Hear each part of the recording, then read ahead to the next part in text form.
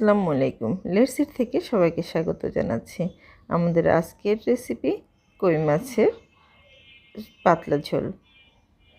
চলুন তাহলে এর পুরো প্রণালীটি একটু দেখে নিই। চুলায় প্রথমে একটা কড়াইয়ে আমি সামান্য পরিমাণ তেল দিয়েছি। আমি এখানে প্রথমে দুটো পেঁয়াজ কুচি দিয়ে একটু বাদামি কালার করে ভেজে নিয়েছি। তারপর দিয়ে দিলাম রসুন বাটা, জিরে বাটা 1 চা চামচ, রসুন বাটাও দিয়েছি 1 চা চামচ, লবণ আর হলুদ দিয়েছি পরিমাণ মতো, মরিচ গুঁড়া দিয়েছি 1 চা চামচ, ধনের গুঁড়া দিয়েছি 1 চা চামচ, আর কাঁচামরিচ 7-8টা কাঁচামরিচ আমি কেটে দিয়েছি। সামান্য পানি দিয়ে মশলাটাকে একটু কষিয়ে নেব।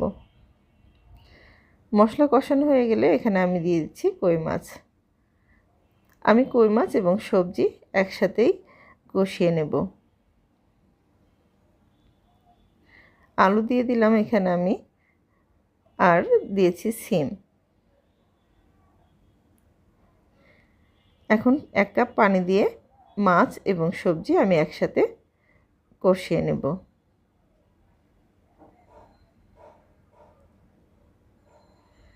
ঢাকনাটা উঠিয়ে আবার নেড়েচেড়ে দিচ্ছি। এভাবে কিন্তু মাছের সাথে সবজিটা কষানো হলে তরকারির স্বাদ অনেক গুণে বেড়ে যায়। আপনারা এইভাবে একটু রান্না করে দেখতে পারেন।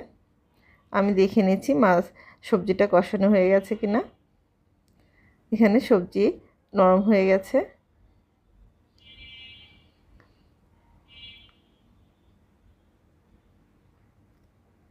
এখন আমি এখানে ঝোলের জন্য 2 কাপ পানি দিয়ে দিচ্ছি। পানিটা হালকা গরম পানি। খুব ভালোভাবে একটু নেড়েচেড়ে মিশিয়ে দিচ্ছি।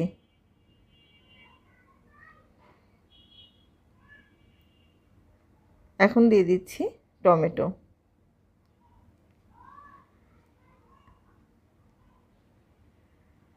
আমি 2 মিনিট রান্না করে নিয়ে এখন এখানে আবার কিছুটা কাঁচামরিচ দিয়েছি, আর ভাজা জিরার গুঁড়া দিয়েছি 1/2 চা চামচ, দিয়ে আবার 2 মিনিট রান্না করে নিচ্ছি। দেখুন আমার একটা মাছও কিন্তু ভাঙেনি। এভাবেই আমরা যদি তরকারি রান্না করি তাহলে অনেক স্বাদের হয়। এতক্ষণ দেখার জন্য অসংখ্য ধন্যবাদ।